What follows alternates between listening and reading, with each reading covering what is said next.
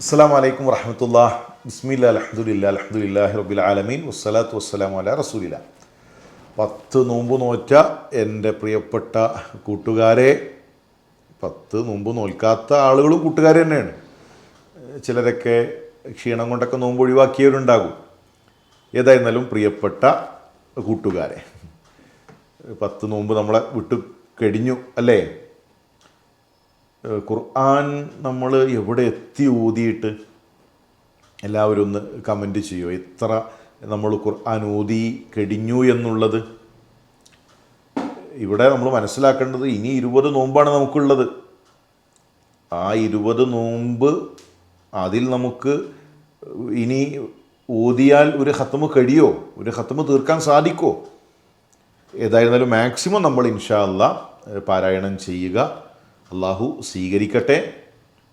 ഉംറ ചെയ്ത കുറച്ചാളുകളെങ്കിലും എൻ്റെ ശബ്ദം കേൾക്കുന്നുണ്ടാകും അല്ലേ? മക്കയിൽ പോയി ഉംറ നിർവഹിച്ച. റമദാനിലെ ഉംറക്കൊരു പ്രത്യേകതയുണ്ട്. ഉംറത്തുൻ ഫീ റമദാന തഅദിലു ഹജ്ജ. പ്രവാചകൻ സല്ലല്ലാഹു അലൈഹി വസല്ലം തങ്ങൾ പഠിപ്പിച്ചു, റമദാനിലെ ഉംറ അത് ഹജ്ജിൻ്റെ പ്രതിഫലമാണ്.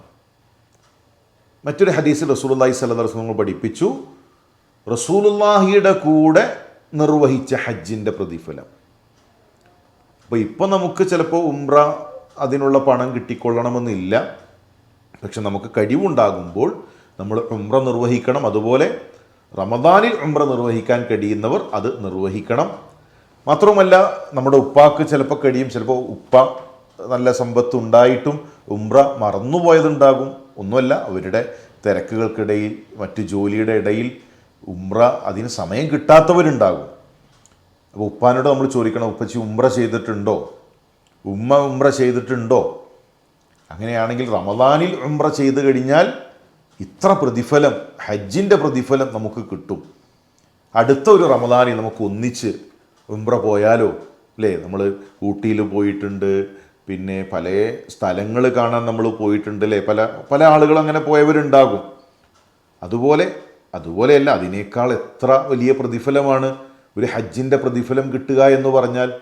അപ്പോൾ പ്രിയപ്പെട്ട കൂട്ടുകാർ, അത് മറക്കരുത്. വലിയ നന്മയുള്ള ഒരു പുണ്യമാണ് ഈ റമദാൻ മാസത്തിൽ ഉംറ നിർവഹിക്കുക എന്നുള്ളത്. ഇന്നത്തെ ചോദ്യം നിങ്ങൾ പ്രതീക്ഷിച്ചിരിക്കുകയായിരിക്കും. നാളെ മഹ്ശറിൽ റസൂലുള്ളാഹി സ്വല്ലല്ലാഹു അലൈഹി വസല്ലം തങ്ങളെ നമ്മൾ കാണും അല്ലേ? ആ സമയത്ത് എങ്ങനെയാണ് റസൂലുള്ളാഹി നമ്മളെ തിരിച്ചറിയുക? പ്രവാചകൻ സ്വല്ലല്ലാഹു അലൈഹി വസല്ലം തങ്ങളുടെ ഉമ്മത്തിനെ എങ്ങനെ പ്രവാചകൻ സ്വല്ലല്ലാഹു അലൈഹി വസല്ലം തങ്ങൾ തിരിച്ചറിയും?